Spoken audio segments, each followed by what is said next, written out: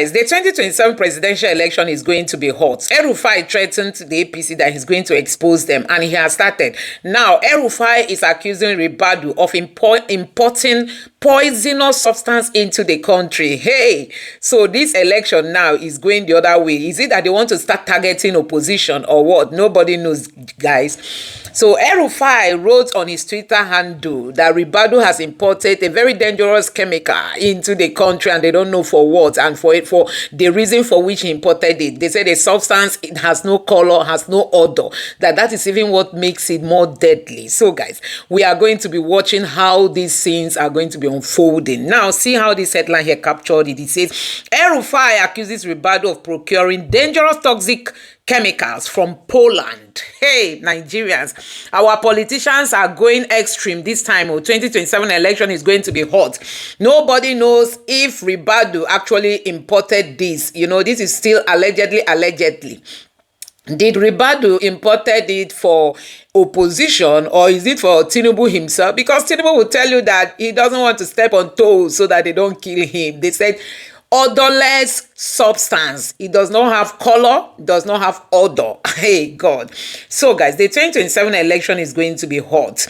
Now see how this headline here tweeted it. It says breaking, Elrufa writes Rubadu over importation of poison on his official X handle. Malam Elrufa wrote, as part of my duty as a citizen, I write to the NSA to seek clarification on reports about importation by his office of thallium sulfate, a very dangerous toxin.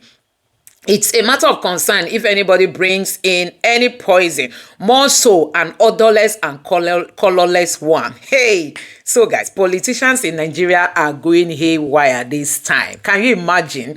Now, I'm going to read more headlines as regards to this, just for you to confirm that this is not a speculation. This headline here from People's Gazette said, Elrufa accuses Nuhu Rubadu's office of importing deadly chemicals into Nigeria. Guys, this thing is no longer a joke. I mean, it is no longer a joke. Now, Northern Trending, this is another headline here, also reported on it, and it says, Malam Nasir El-Rufai, former governor of Kaduna State, has asked the National Security Advisor, Malam Nuhu Rubadu, to clarify reports that the NSA's office imported thallium sulfate, a very dangerous toxin.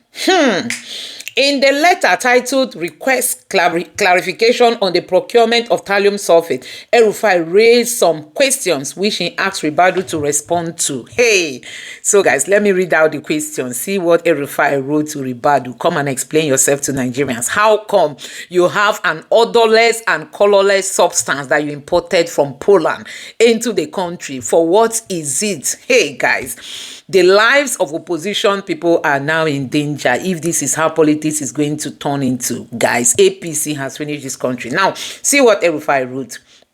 He said, the letter reads, Dear National Security Advisor, I hope this message finds you well. I am writing as a concerned citizen to seek clarification and reassurance regarding information available to the political opposition leadership about a procurement of approximately 10 kilograms of thallium sulfate by the Office of the National Security Advisor, reportedly from a supplier in Poland. Hey, they got it from Poland. Elrufa went ahead to say, given that thallium salts are highly toxic and tightly controlled substance, I believe it is important for public safety, democratic accountability, and for maintaining public trust to confirm the following details. Number one, the intended purpose and end use of the imported thallium sulfate. Number two, the supplier's identity and whether the material was imported under existing chemical or defense permit. Number three, the total quantity and specific form or concentration being procured or already procured. Number four, the storage and security arrangements for the material upon arrival. Number five, the regulatory oversight and coordination in place with NAFDAC and NCDC. And relevant public health and environmental agencies. Number 6, whether any public health risk assessment or hazard mitigation plan have been developed, given the compound is extremely toxic. I mean, that it is very, very toxic. And he went ahead to say, I want to stress that this inquiry is made in good faith solely to ensure that due process, safety standards, and transparency are observed. Public confidence in the integrity of national institutions is strengthened when potential risks are openly addressed and managed. Elrufa wrote this. So guys, this is what is happening, and Elrufa is calling on Rubadu to come and explain to Nigerians why he imported an odorless, colorless substance into Nigeria, what quantity, under which permit, who allowed him, where is it being kept, how is it being stored, who is monitoring it, for what reason. So guys, politics is becoming toxic now in Nigeria. So guys, this is what is happening. And Nigerians deserve to know, guys. We deserve to know. Enough of all this. Now, this headline also wrote it and said, Elrufa demands explanation from NSA over toxic chemical procurement. So many major headlines have carried it. Elrufa accuses UNSA of procuring odorless poisonous substance. And this other headline here also captured it, saying Elrufa accuses NSA Rubadu of acquiring dangerous toxic chemical from Poland. So guys, this is it, and Nigerians are waiting for answer from the NSA's office, guys. But you can see that politics is becoming another thing in Nigeria. I mean, politics is becoming toxic. Can you imagine bringing in an odorless and colorless? That one is more dangerous because you can put it in somebody's drink and the person will not even know something entered. Hey God, what are we seeing in Nigeria now? Elrufa is asking for questions. We just hope Rubadu comes and answer, and I think it's high time Tinubu let Rubadu go. Tinubu should get rid of Rubadu, because the same person who is canvassing for the Fulani terrorists who are the ones killing Nigerians, he is the national security advisor. Do you know what it means? He's at the top of security in this country. No wonder terrorists are invading Nigeria more than ever, because Rubadu is at the head. I mean, at the head.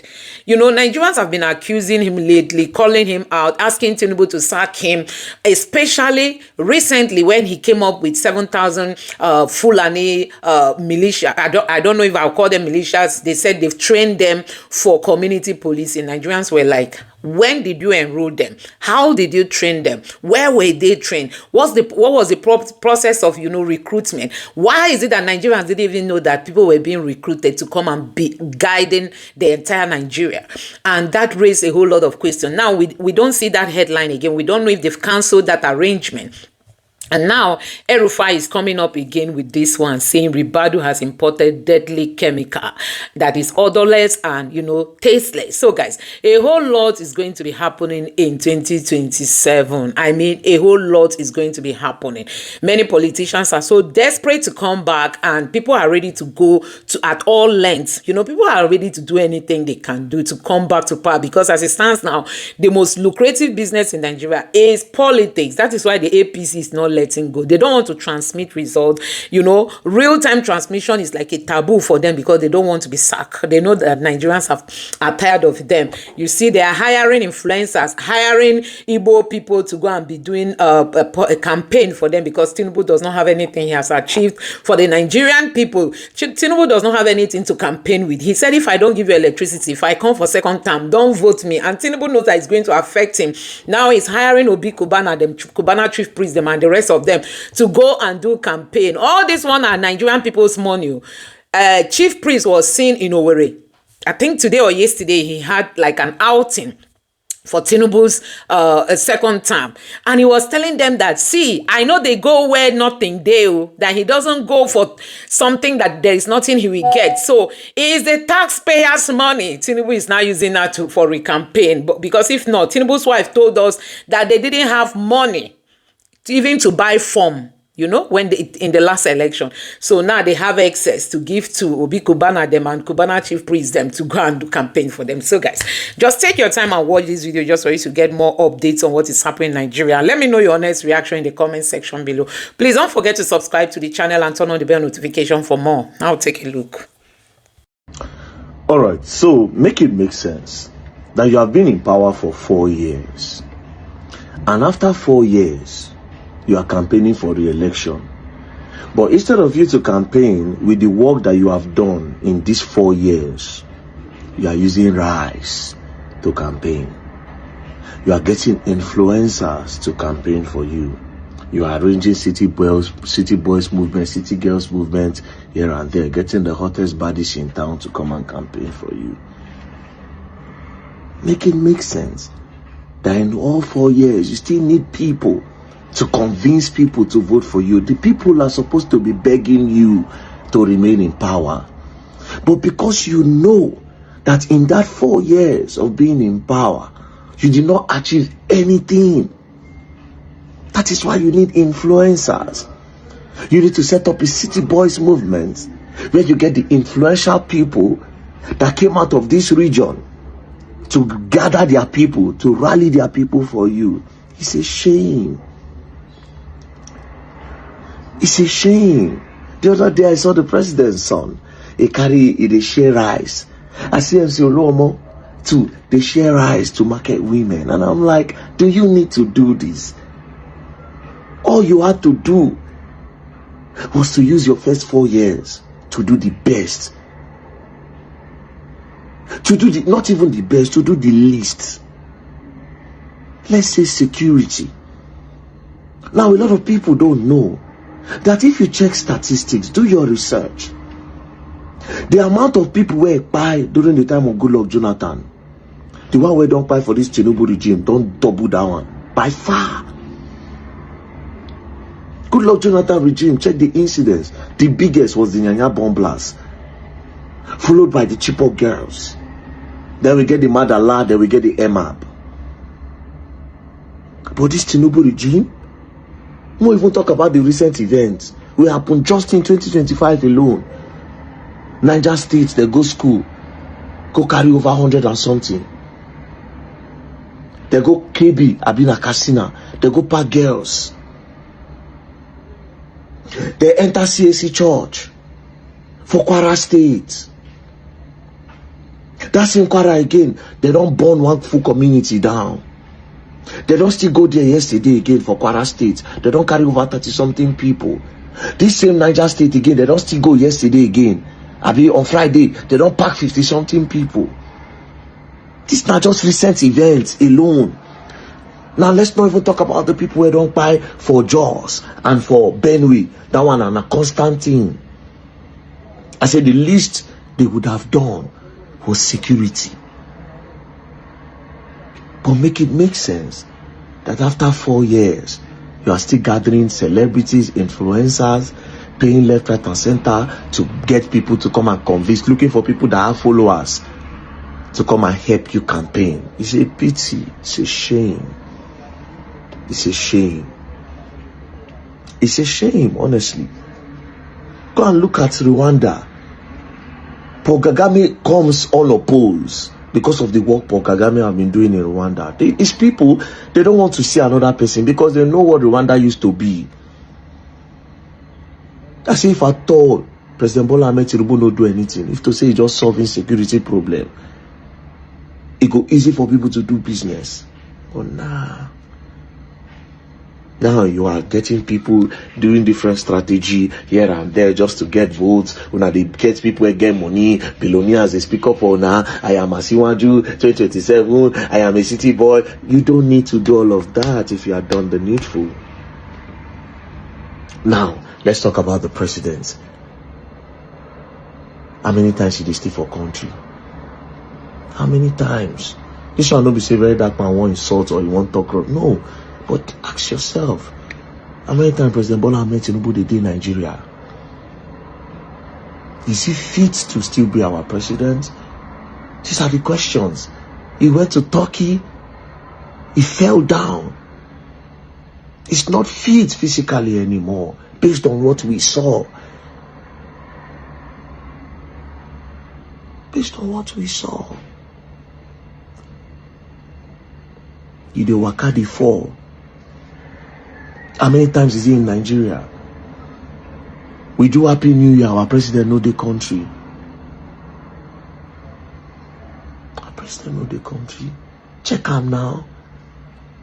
And 2027 now you are campaigning. And you are saying that this person will do better. Do what? Do what? Think about it. Everything. Me, I'm looking at the main promises. Oh, we are going to stop subsidy, and then we are going to use the money to do X, Y, Z. Till tomorrow, we know they see anything on I don't do. Till tomorrow. Even una APC, make una sit down, una reflect. Which one I don't really do? Do you need people to help you campaign if you have done what you needed to do? Seeing you people campaign is even embarrassing. Now you go back actors. Now Nasabi. The only advice I have to my fellow Nigerians, please, in 2027, vote from the place of pain and what you have experienced in these last 4 years. Don't let some celebrities, because you love them, you are following them, don't let them come and deceive you with fake promises. Most of them, they don't collect for their pockets. A lot of them don't go sign deals. If you campaign for me in 2020, after we win, we are going to give you this. We are going to give you this. Most of you that they would deceive, you people are coming out for different rallies. Left, right, and center. They'll come, they'll deceive you now, come for rally. They'll promise you now one small thing. After this, they don't need you anymore.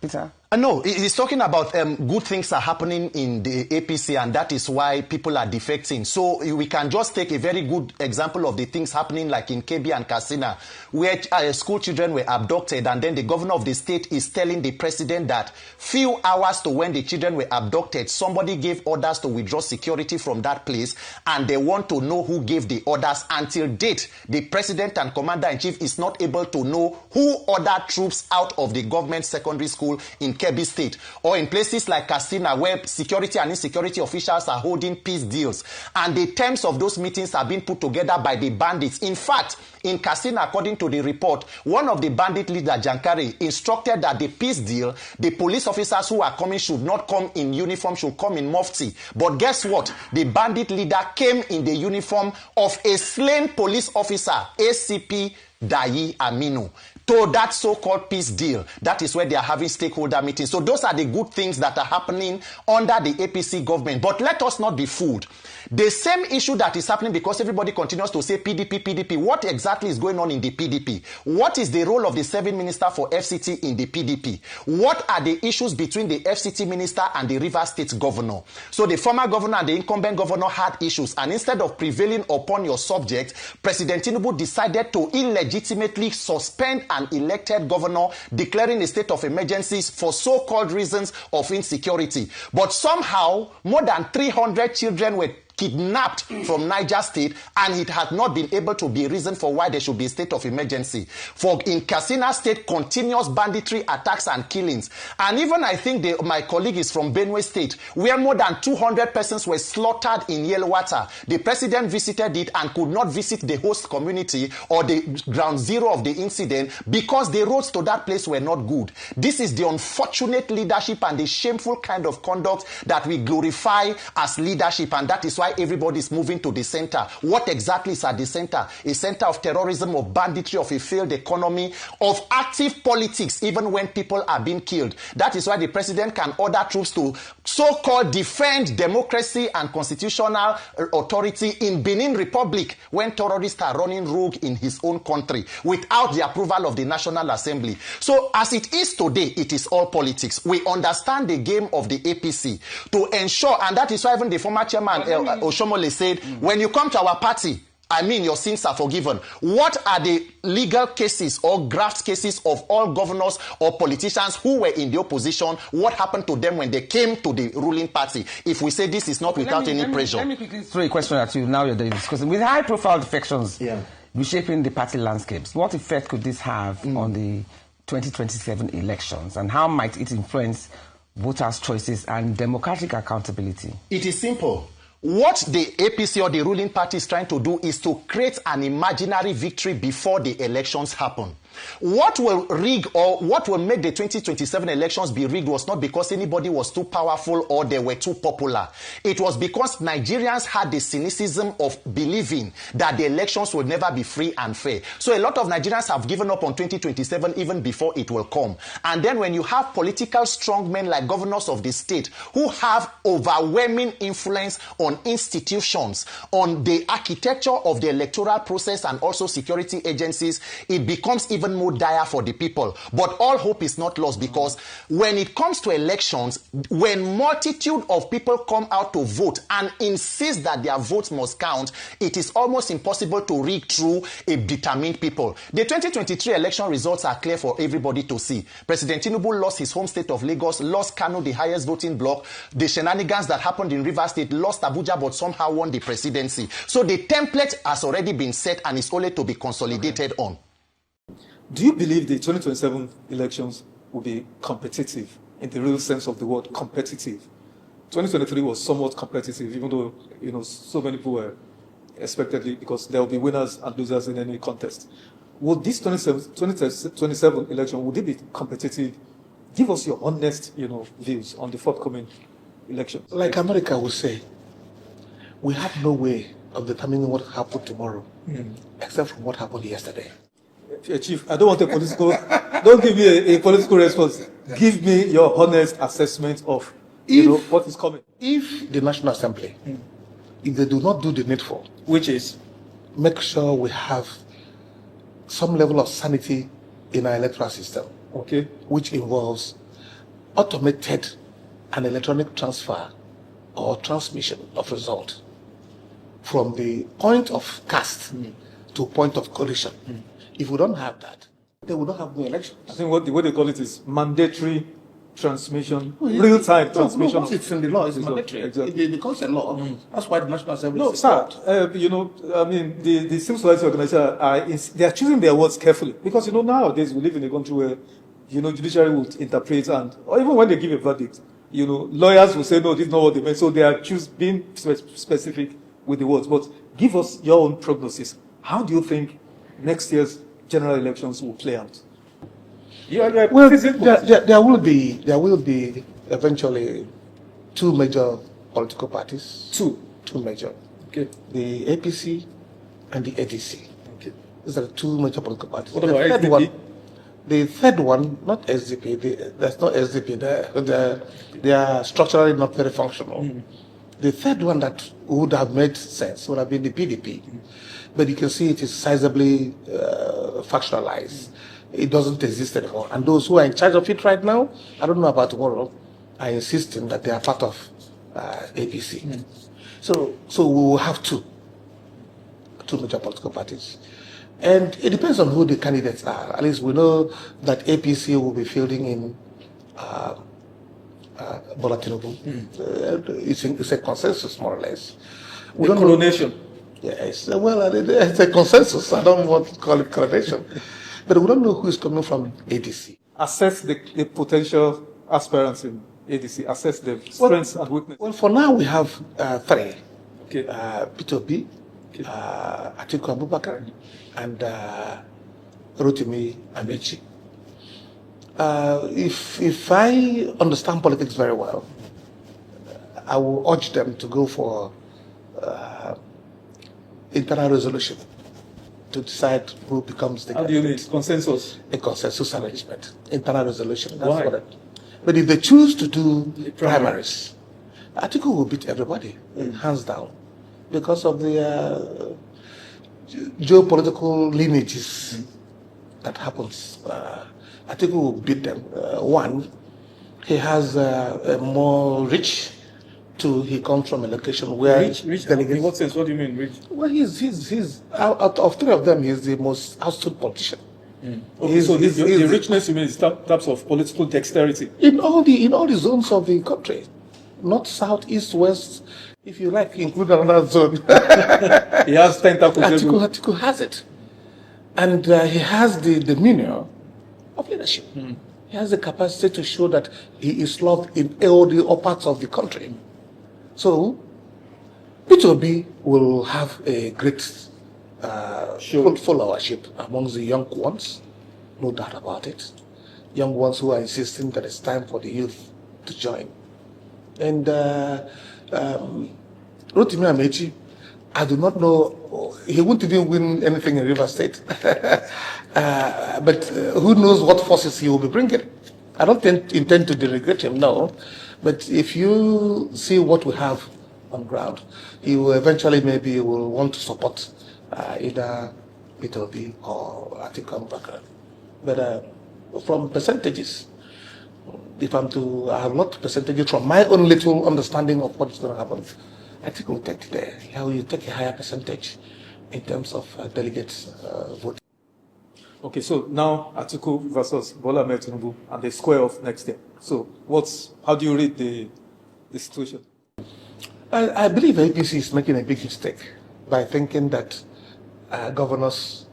having a governor will automatically make you have you mean governors, they campaign to APC? It's a big mistake. It doesn't work that way. After all, look at what happened the last time. When a governor was supporting, let me be practical. Yeah. Somebody like Elrufa was a very great supporter of Tinubu. In fact, I saw his overwhelming reach insist that it must go to South. But Atiku won in Kaduna State. Look at also what happened in a state like Abia, where the governor had a support for Atiku. P2B won there. So it doesn't necessarily mean that the governor may create an overwhelming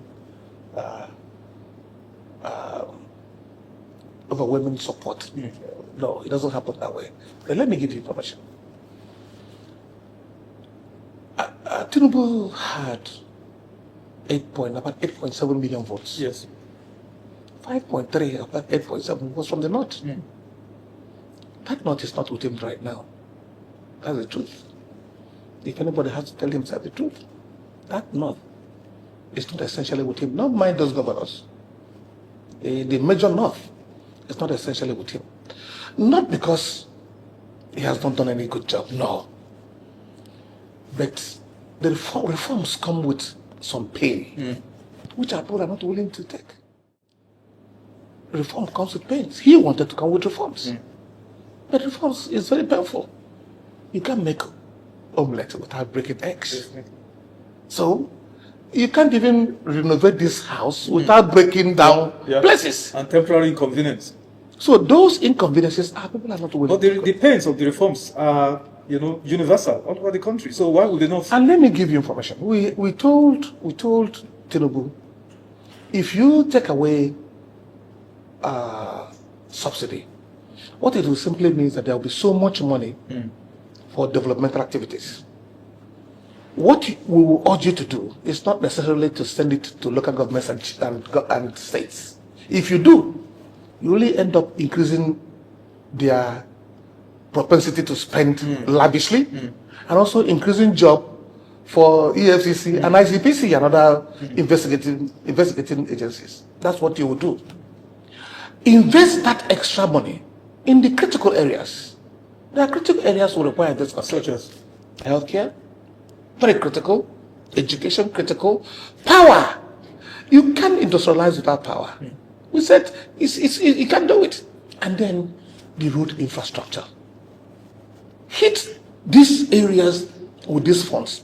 It will trickle down to the people, and you create enormous infrastructure for developmental activity. Giving it to the governors. Look at the ones you have given them. What have they done with it?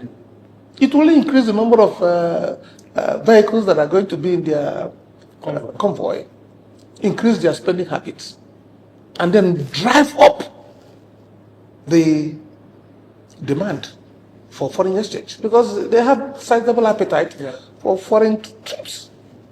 At no given time do you have half of our governors in the country. No given time.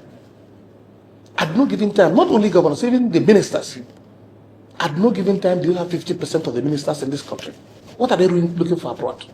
And when you go abroad for all these trips, you come back, you still behave like you never knew things were working properly in those countries that you have got to.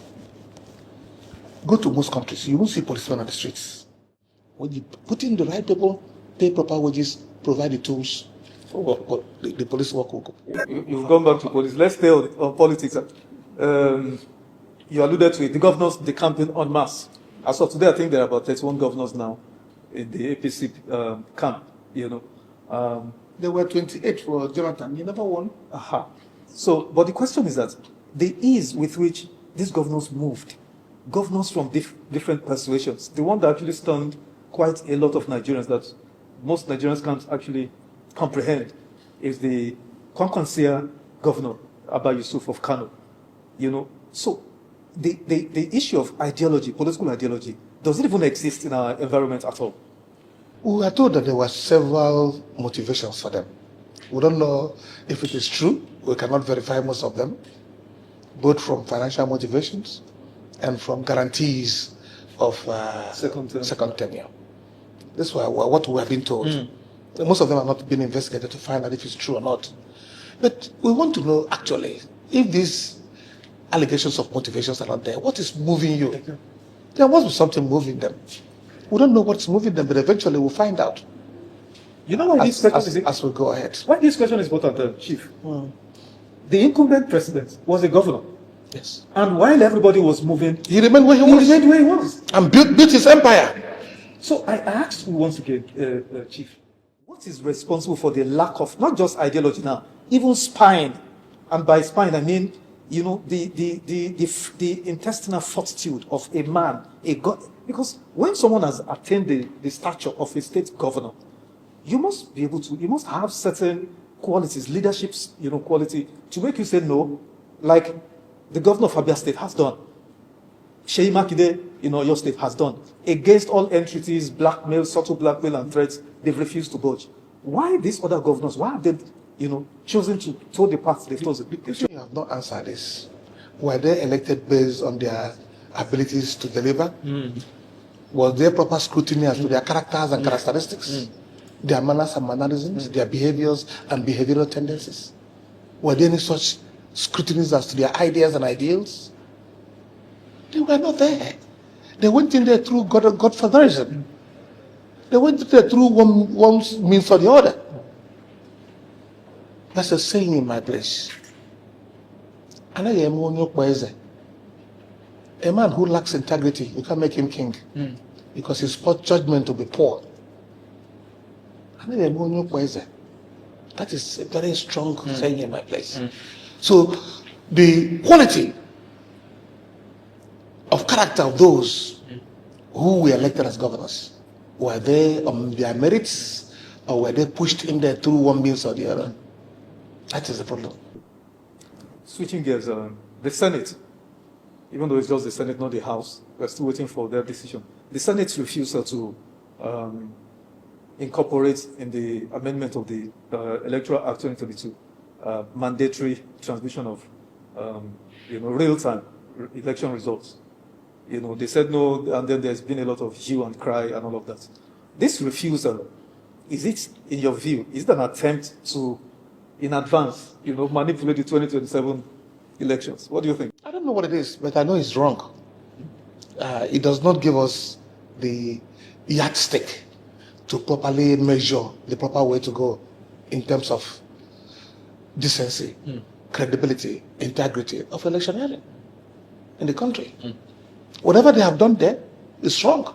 And I'm very surprised also that the committee that sat and harmonized the positions of various views, that's not what they recommended. They recommended something else, and our people are doing something else. That is very sad. The current administration of President Tinubu, they tout a lot of data that they've brought down inflation from 37 or 34 to currently I think 15% or thereabouts, or insecurity has abated. That's what they claim, that because they procured a lot of hardware, and all of that, and they've changed service chiefs, and all of that. I mean, so many accomplishments. Oh, the president has traveled everywhere, and that he has gotten promises, of so much, foreign investments or foreign direct investment and all of that. In your opinion, Chief, as a good, a sound public affairs analyst, does this administration deserve a renewal of their mandate in 2027? Honest assessment. They have done very well in some areas. Such as? In the area of reforms. But you said the reforms brought pains. Of course, it ought to bring pains, yes, because they didn't put what they need to put together in the first instance. We need reforms. We were one of those who were saying that, listen, this fraud in the oil sector should not continue. There were one of those who insisted publicly that subsidy regime was a fraudulent regime. We insisted on that. So he came and said, it is gone. He did not do it. He didn't do it right. But he did it. So now what we need to do is to make sure it is done right. If we have a father who has so much money in his account, or who has a very high position, or whose balance sheet shows huge positive record, and his children are hungry, is he a good father? Wale, is he a good father? Yeah, definitely. He can't be a good father. Definitely. There's hunger in the land. Yeah.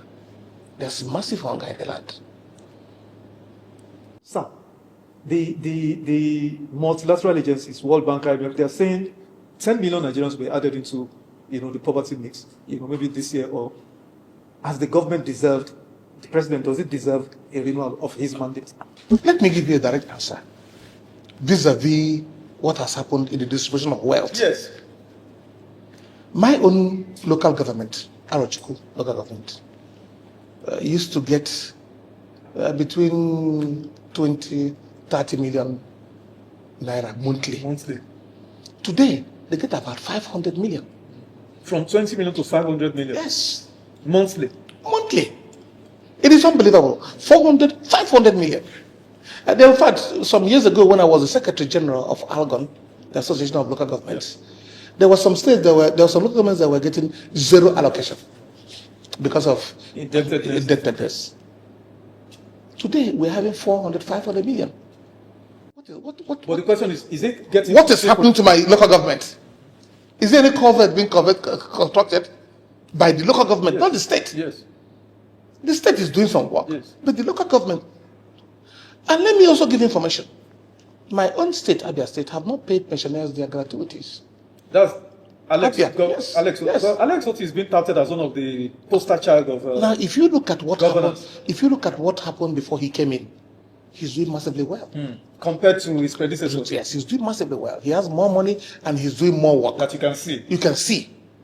But is it equidistant to the money he has gotten? What he has done, is it equidistant? Is it commensurate to what he has gotten? Has he been able to also give local government their funds? So you mean Governor Alex is also not giving local government their... Absolutely not. You are saying this on authority? Of course, yes. Absolutely not. I'm telling you. We have 17 local governments. And I had one-on-one chat with 12 of them. They're not getting their money. You should know. And also, let me give you information. Abia is not implementing 70,000 naira minimum wage fully. There are so many. We saw them the other day in the healthcare sector, the Abia State Health Management Board, in some areas, and some local governments. The one that bothered me so much was the cleaners. Abia today, Aba and Omahia are cleaner than it used to be. So one would expect that those who are doing the job should at least be paid well. One of them was complaining the average they receive is 23,000 a month. 23,000 naira. And their supervisors, 47,000. Go and verify. When I heard it, I said, no, it's not true. Let me find out. I went right to the people who are doing it themselves, one-on-one, to find out from them.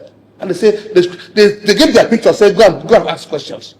So now, if there was massive increment to revenues coming to states and local governments, and people are still earning 23,000, earning 47,000, is that not bad? Even that 70,000 is too small, given the volume of money you are receiving right now. That's what I'm saying, that the federal government, Tinubu made a very big mistake by not challenging this excess money to the national requirement, the infrastructure that had to make us come out from the woods, giving it to state governments and who are in control of the revenues, local governments. It's a very big mistake of Tinubu. Now, there was a video circulating in the last few days of your friend, a serving senator, former governor of Edo State, Comrade Adams Oshiomhole, in a private jet, in the foot of a South African lady. What's your take on this? I saw his response. Yes. He responded. Yes. And said that it was taken out of context. Okay. He said that the lady had foot. The one I read. Yes. He had foot issues. And as a good companion, they decided to do, and eventually that the hostess came and took over and did the job better. In fact, the fact the little one he did was taken out of context, that the actual job was done by the waitress who came to do the job.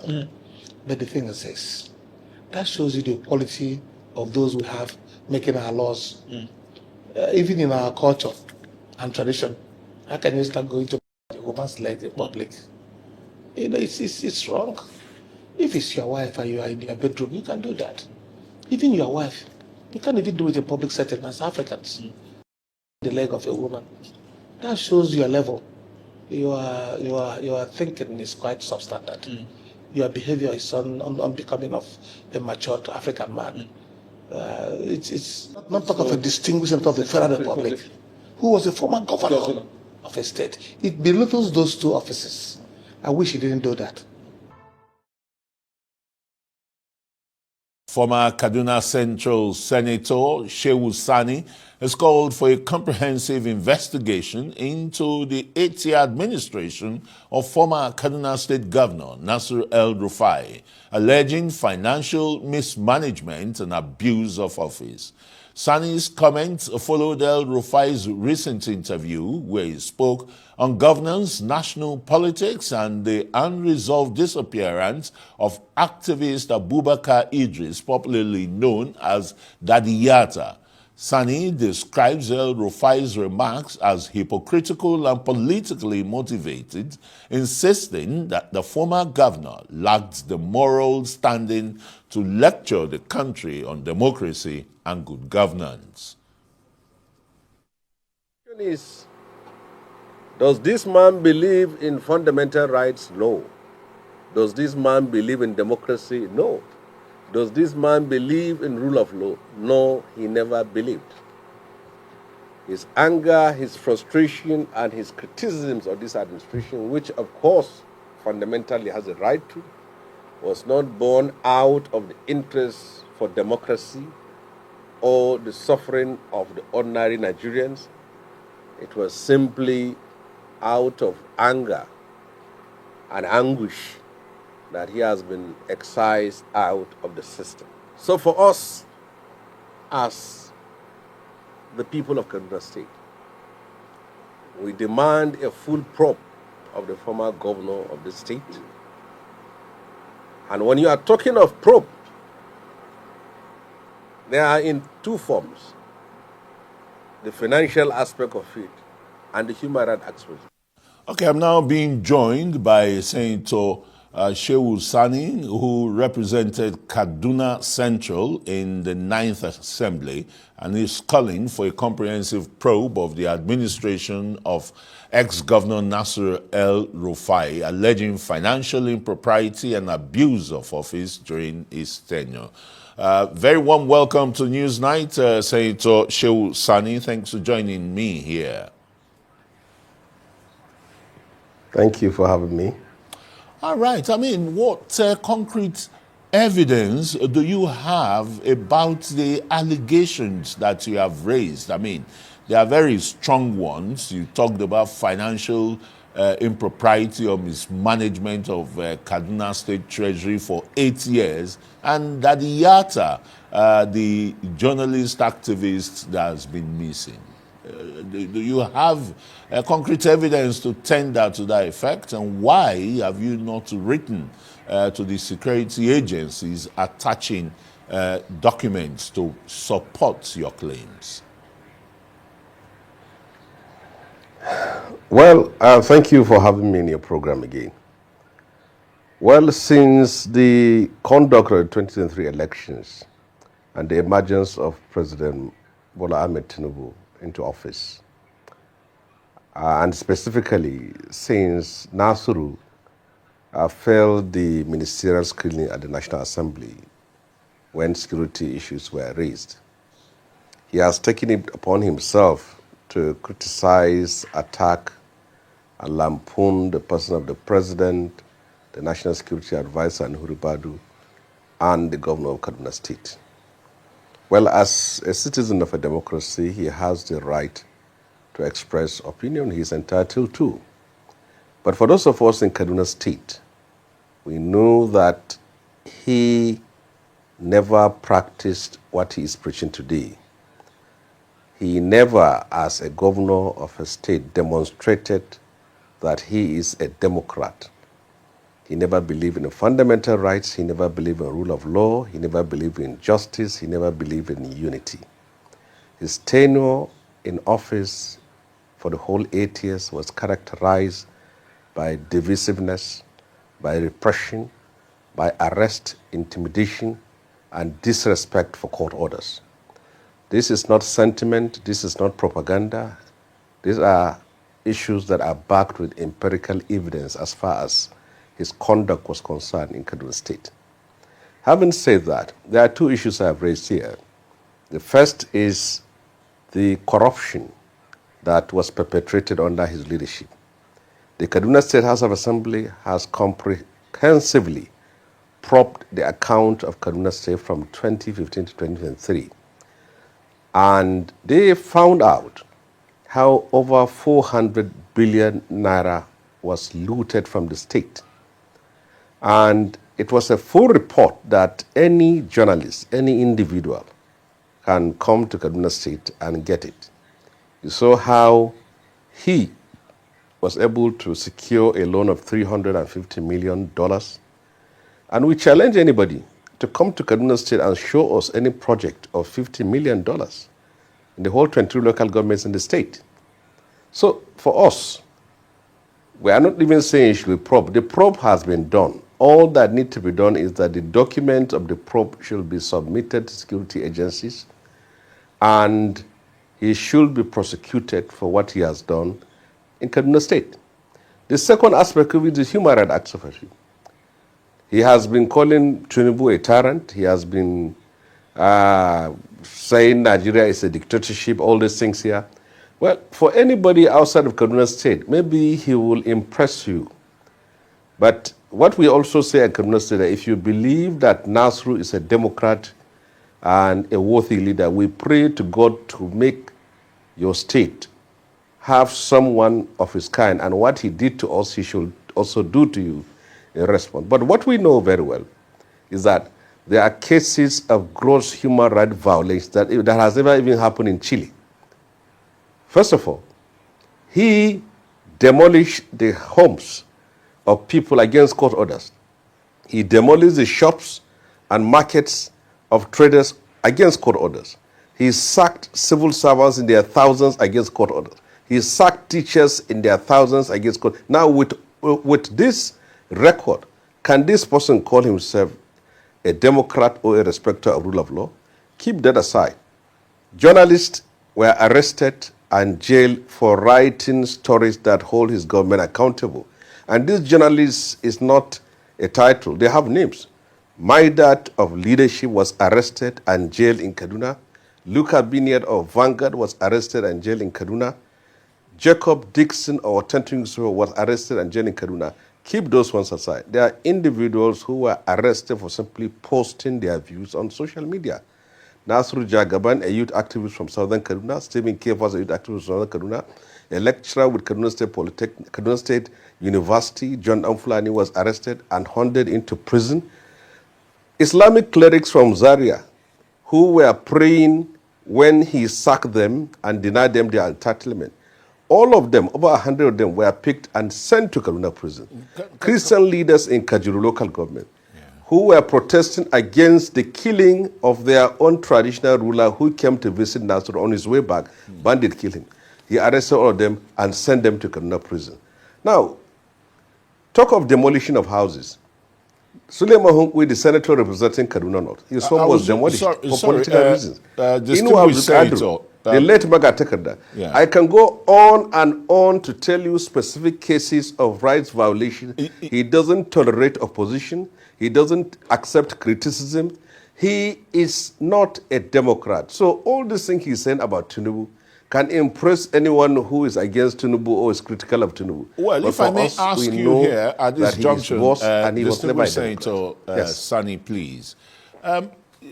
The issues you've raised, you know, in some sphere, some people would look at it as political differences that you and some of the people you mentioned had with him when he was governor. He prevented you from coming back, from returning as a senator when the present governor took your seats then in the 8th Assembly, right?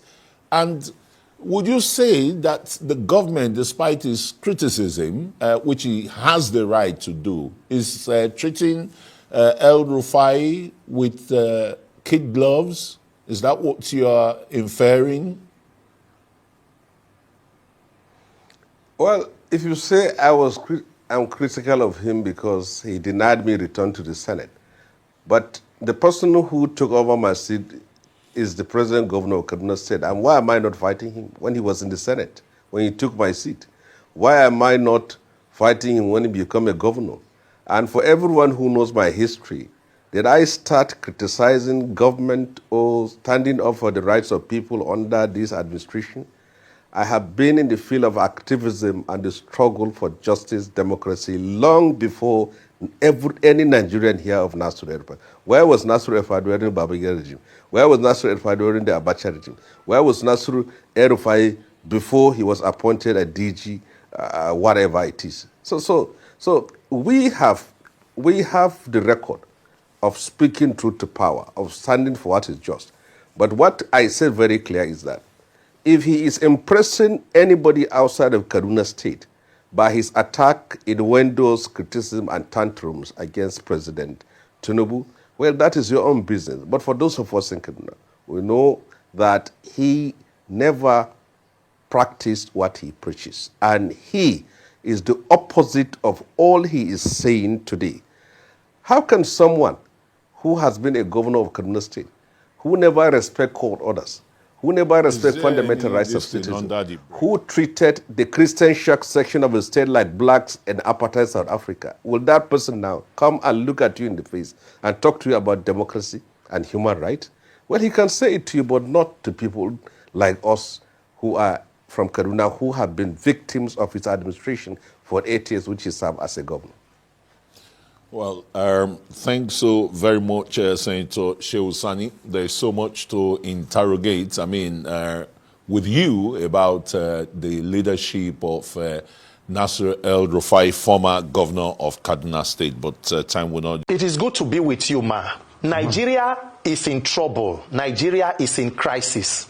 It is unfortunate that the National Assembly, that is supposed to be the hallmark of a democracy, that should protect the interest of the citizens and our well-being, today under the leadership of Mr. Godswill Obodakpabio has not only become a rubber stamp Senate, the current Senate is basically an extension of the presidency, operating under the whims and caprices of the executive arm of government. So if President Tinubu asks Senate and House leadership to jump up, the question will be how high it has become almost an APC town hall where people are singing and standing upon a mandate which they shall collapse. But that is not even just the problem. The National Assembly today has become a dangerous institution, weaponized against the Nigerian people, and have proven to be only capable of aiding and sustaining corruption and criminality in government.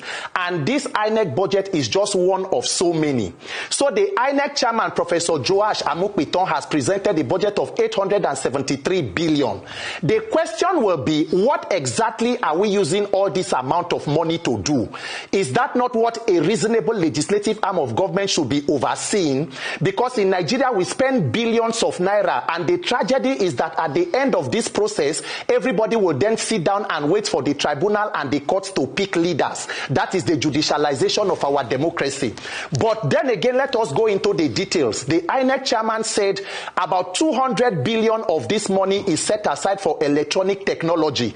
Anti-root electronic technology, when the same National Assembly has passed a clause that says where there is no enough network, we should go back to the same manual method that has been giving us glitches and rigged elections. Nigerians have told the INEC chairman what exactly is the technology to be procured with 200 billion.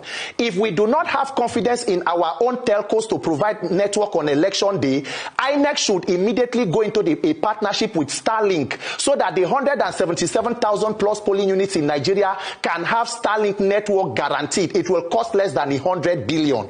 But somehow nobody is ready to scrutinize because it is all a conduit for criminality. Do you know that in INEC, every election, INEC has been granting contract to certain persons to provide electronic technology?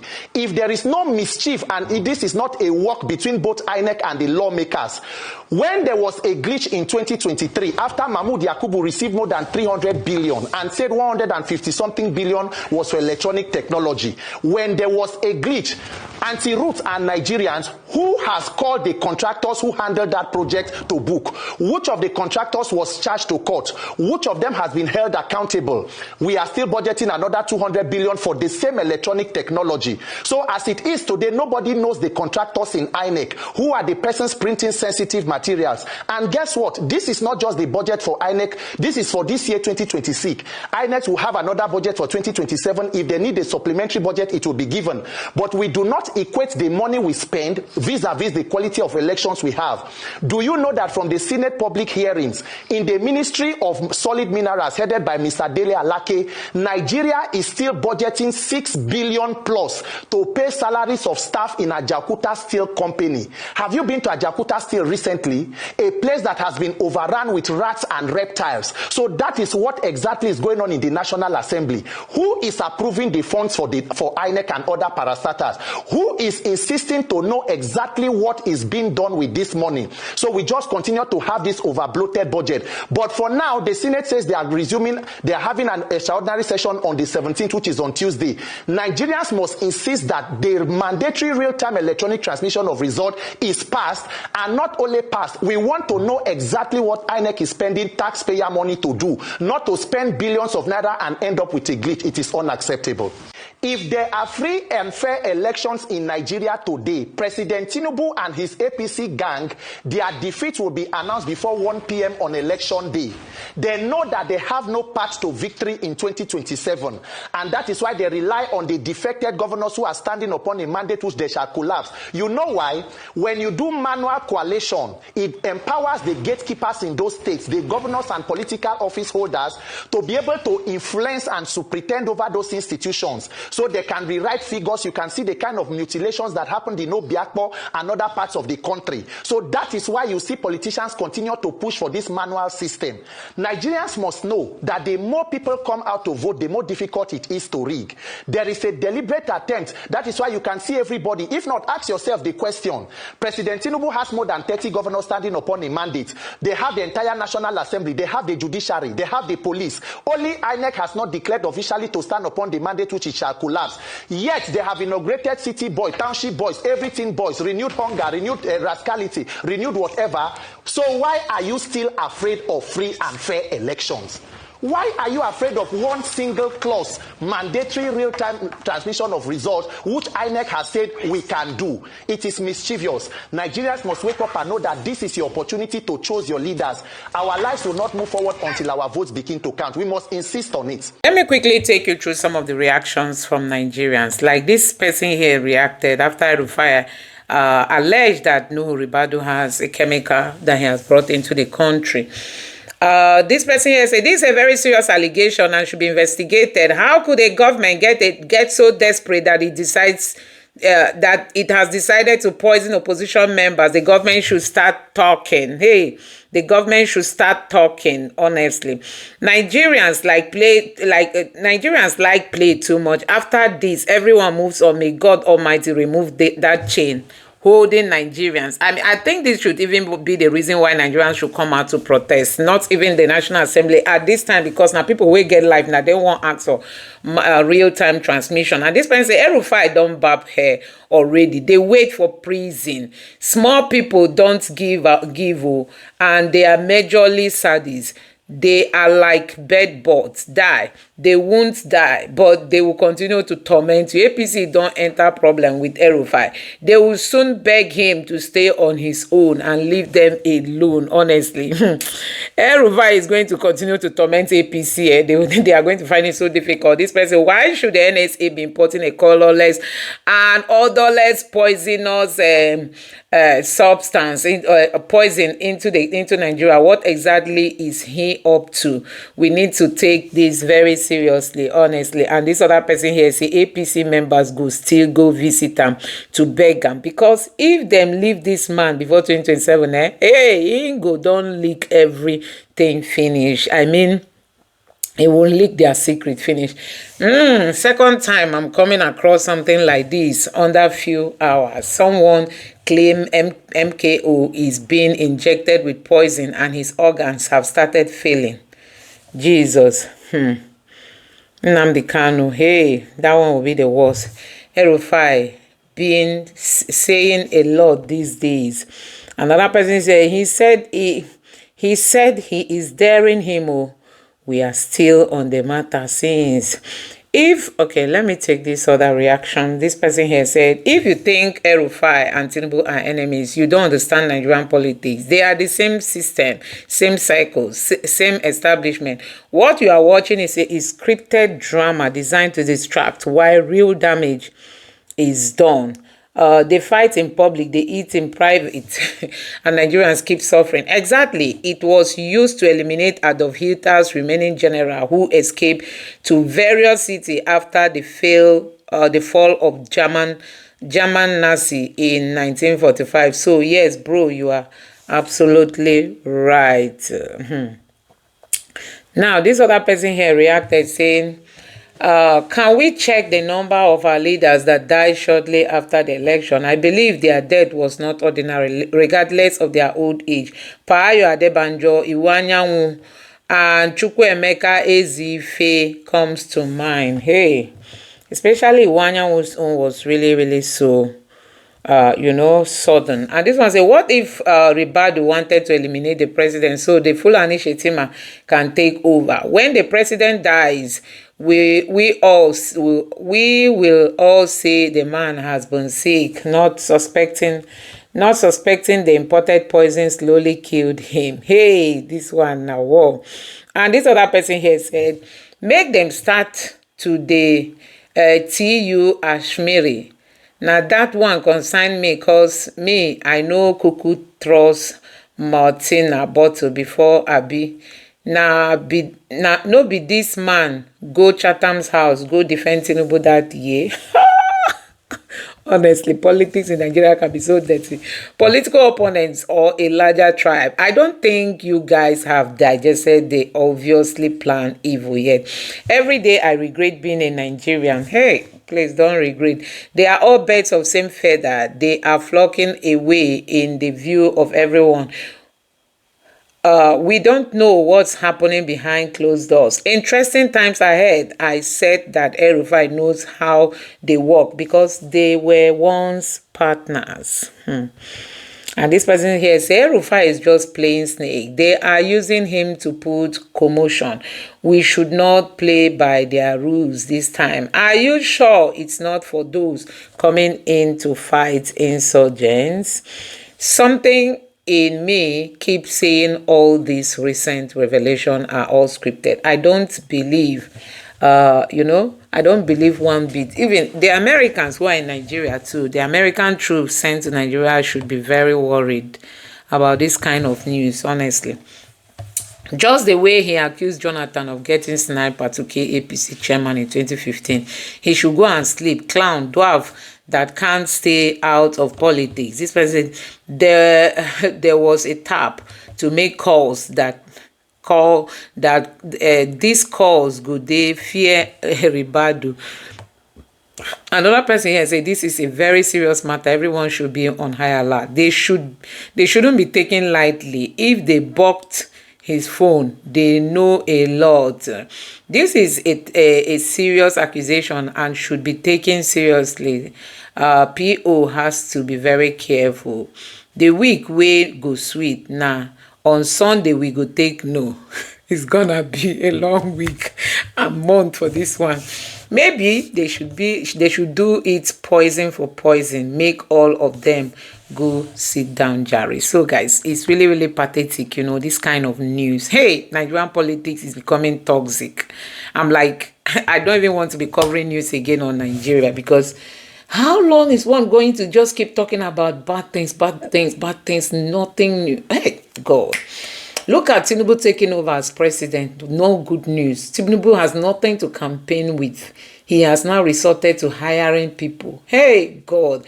Presidential election held on separate day is a big red flag. Presidential elections held on separate. Beavers can fail on that day because both work on the National Assembly gubernatorial election day. All election on the same day saves money for a poor country. Time to demand same day election for INEC. Occupy INEC. That was when the music was blues. Now it turned akbala. So guys, I don't know what you make of this. These are reactions from Nigerians considering the fact that Elrufa has come out to accuse Rubadu of bringing in chemical substances. The question remains, who does Rubadu wants to kill with odorless and colorless substance that Rubadu is being accused to have acquired. So guys, a whole lot is happening. Anyway, now Chief Maxwell, a young lawyer who is also an obedient, he posted, let me read out what he said here. I go through all of this so that you won't have to. To the one who sacrificed everything so I could have everything, the one who taught me about life, business, and everything in between. Without an academic background, he gave me wings to be a lawyer. Happy birthday, Dad. Maazi Kings in Okoma, mid-70s. Sure looks good on your chart. So, okay, Maxwell, who is an obedient lawyer, is just talking about his father for all his support, guys. This is amazing to see. Now, let me check out more headlines and give you updates. Southeast City Movement. Hey, Obi Kubana and Kubana Chief Priest, they don't suffer. Nigerians have gone all hard on them. Nigerians have gone all hard on them. Now, this person here said, hey, breaking. What do you know about the alleged poison imported to Nigeria by a man who is supposed to protect us? Hey, thallium sulfate, worth of 10 kilogram worth of quantity into Nigeria. Banned in so many countries. NAFDAC. NAFDAC. Just watch and listen. Now, obedient movement, beware of getting closer to these people. Be very, very aware of getting closer to these people, guys. This is really so sad, poison go be billionaire, come still be errand boy. Person go be billionaire, come still be errand boy. Errandionaire in my book. So I wanted to thank those of you out there daily fighting for the restoration of Nigeria. The skies looks down and foreboding, but you are still out there dug in fighting. You are caused and abused, have lost friends and businesses. Still, you believe. Thank you for your sacrifice. So, guys, these are some of the reactions from Nigerians as regards to all what is happening. Breaking news: the ADC chairmanship candidate Dr. Moth paid visit to Ekwa Church, Garki today, where he received heartfelt prayers and blessings from the pastor. The congregation warmly welcomed him, expressing great joy and enthusiasm during his visit. Okay, he visited Ekwa Church in what is it called? Sorry, in Abuja. Now, there are so many to talk about. Malami News, a total number of voters Bola Tinubu will get in 2027 will tell us the total number of mad people we have in Nigeria. Okay, well, let's see. Nigeria decides. So, guys, there are a lot of things happening now in Nigeria. Now, we helped them to start done, but they paid us back with ingratitude.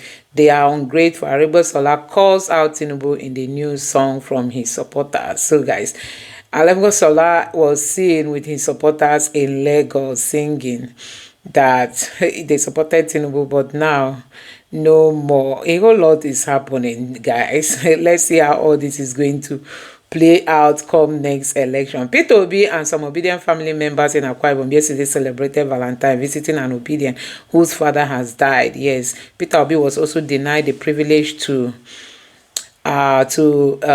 give money to a nursing school in Akwa Ibom. So sad that everything has been politicized. Tinubu, Anyway, guys, let me know what you think about all this in the comment section below. Please don't forget to subscribe to the channel and turn on the bell notification for more. Thank you.